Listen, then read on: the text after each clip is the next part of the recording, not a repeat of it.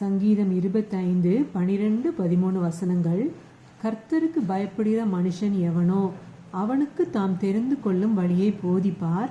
அவன் ஆத்துமா நன்மையில் தங்கும், அவன் சந்ததி பூமியை சுதந்திரத்து கொள்ளும்.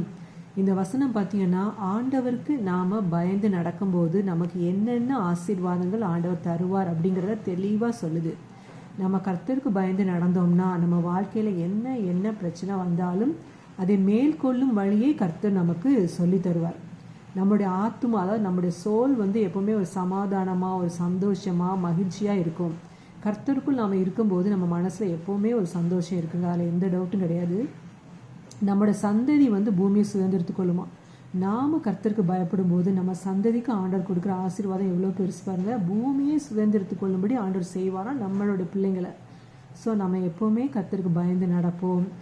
நம்மளோட சந்ததிக்கும் அந்த ஆசீர்வாதங்களை பெற்று கொடுப்போம். ஆமென். ஹல்லேலூயா.